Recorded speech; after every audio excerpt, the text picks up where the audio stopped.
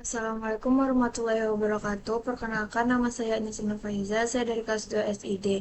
Nah, pada pertemuan kali ini, saya akan menjelaskan pemrograman framework lanjutan mengenai pertemuan satu dan pertemuan 2 kemarin. Nah, pertama itu ada pertemuan satu. Pertemuan satu ini akan menjelaskan mengenai perkenalan React.js, lalu instalasi Node.js, Viscode, menginstal Viscode extension, dan yang terakhir Neo Project React Env. Nah, eh, dari perkenalan React.js, React.js ini merupakan library JavaScript yang digunakan untuk membangun antarmuka para pengguna yang dinamis dan interaktif. Nah, React ini menggunakan istilah komponen yang dimana komponen satu dapat berisikan satu atau lebih HTML elemen, kode JavaScript, dan CSS. Nah, setelah itu kita akan lanjut untuk menginstal Node.js. Nah, di sini kita download dulu Node.js-nya. Kita tunggu sampai dia terdownload. Nah, ini dia sudah terdownload, jadi kita klik aja yang sudah di-download tadi. Nah, di sini kita tinggal klik saja next hingga finish. Ini kita klik aja next. Lalu ini udah kita install. Nah, di sini kita tunggu dia akan menginstal.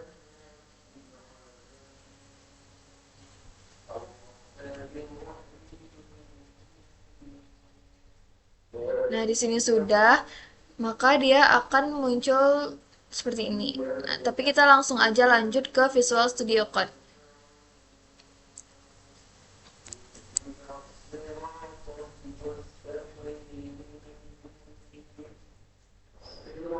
Nah, di sini kita langsung ke terminal, lalu new terminal. Nah, di sini juga tidak lupa untuk mengubahnya ke command prompt.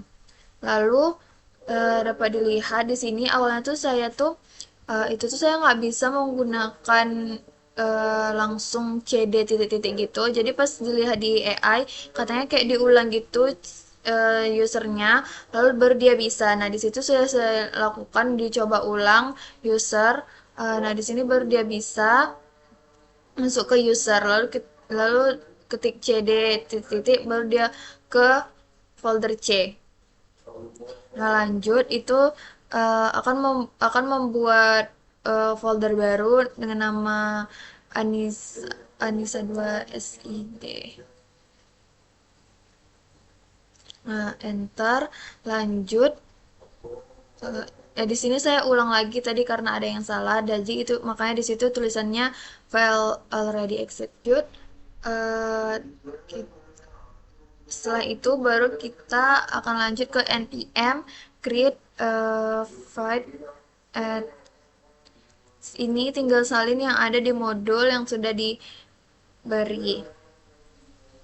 Tapi ini diubah namanya sesuai dengan nama project. Jadi di sini nama project saya itu ada Learnify. Jadi di sini saya buat Learnify app. Jika sudah muncul seperti ini, dia berarti dia sukses. Nah, lanjut kita ketik cd Learnify apps yang ada di atasnya itu, kita ketik ulang.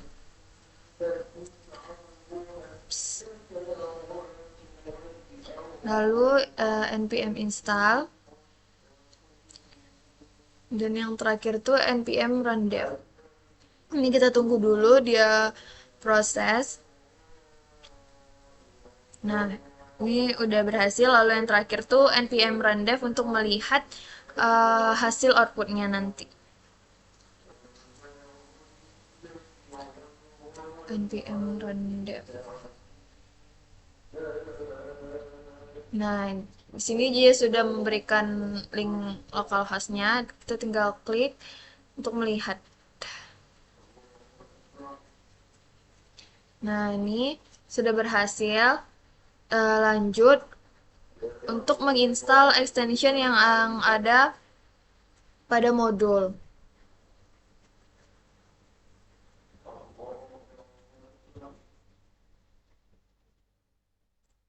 Yang pertama itu ada ES7 React,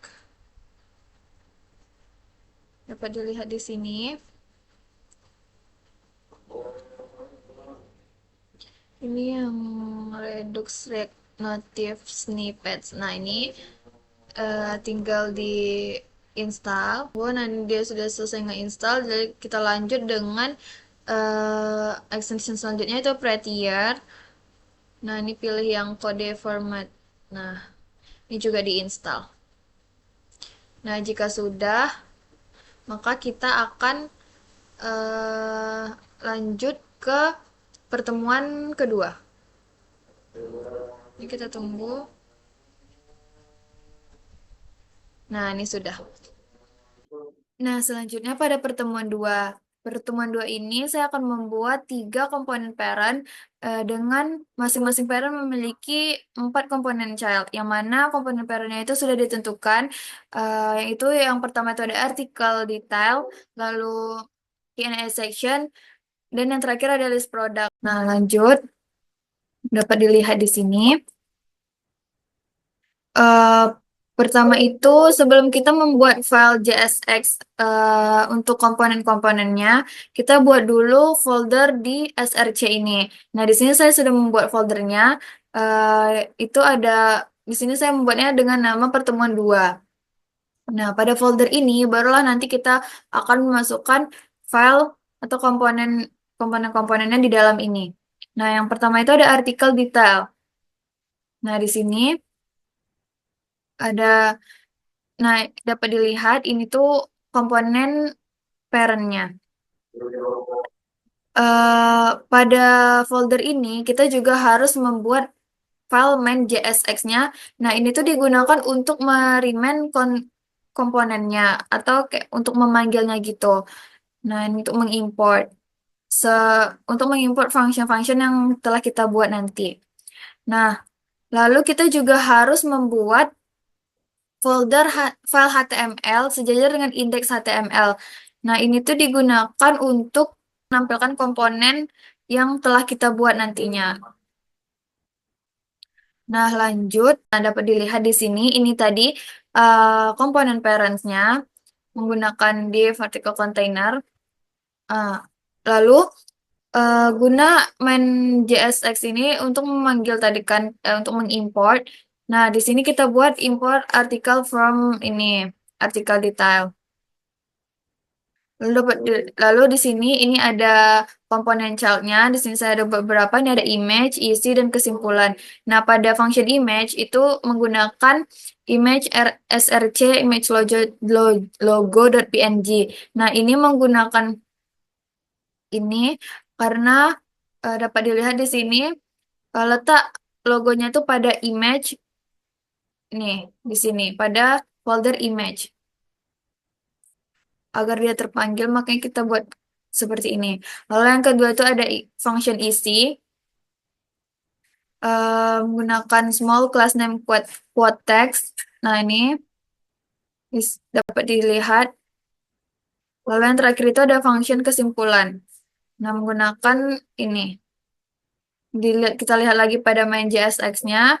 Nah, di sini cukup satu pada artikel detail. Lalu di sini kita juga membuat kontainer.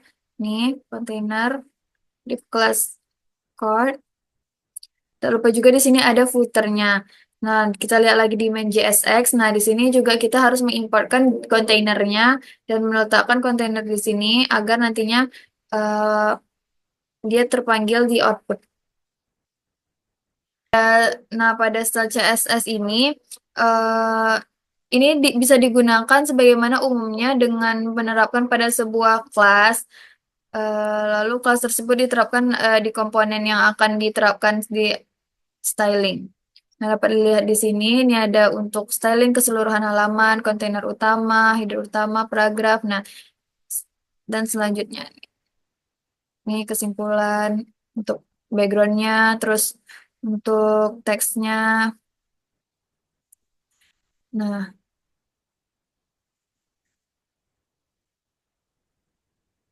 lanjut ke komponen parent yang kedua itu ada Q&A section, dapat dilihat di sini. Nah, ini komponen parentsnya menggunakan ini Q&A container. Lalu di sini juga ada komponen childnya, ada function question, answer, vote buttons, dan interactive tips. Nah, yang pertama itu menggunakan question box. Ini tuh untuk pertanyaan. Lalu yang untuk answer juga menggunakan box. Di sini answer box. Lalu saya juga membuat vote buttons menggunakan vote box, menggunakan button class name, menggunakan button. Lalu yang terakhir pada Q&A section ini ada interactive tips. Nah, ini tuh sebagai box untuk tips atau eh, metodenya gitu. Lalu yang terakhir itu ada list produk. Nah, di sini sama juga dengan yang tadi, ini adalah komponen parentnya, list produk. Lalu di sini ini ada komponen childnya. Ini dapat dilihat di sini ada platform, sumber, fitur, dan yang terakhir ada hardware. Nah, ini tuh termasuk list-list produk yang saya gunakan pada metode pembelajarannya. Ini yang pertama platform itu menggunakan Coursebox. Nah, ini semua sama. Dan kita lihat lagi di main JSX-nya tadi yang Q&A section-nya ada dan list produknya ada. Di sini juga kita harus membuatnya.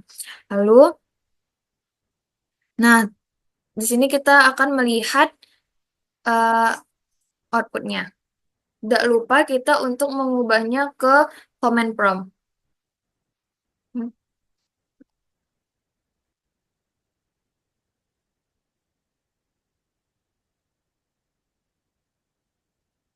Nah, di sini tadi kan kita menggunakan HTML itu pertemuan dua. Jadi di sini kita buat slash pertemuan dua. Nah, jadi ini dia hasilnya. Nih di sini ada artikel, lalu di sini ada Q&A sectionnya, ini pertanyaan, ini answer jawaban, terus ini buttonnya, lalu di sini ada pendekatan belajar atau metode belajar.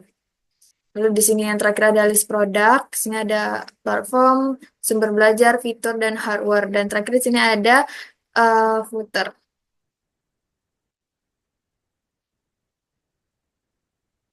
Nah, sekian penjelasan mengenai pertemuan satu dan pertemuan dua pemrograman framework lanjutan dari saya. Mohon maaf jika ada kesalahan. Assalamualaikum warahmatullahi wabarakatuh.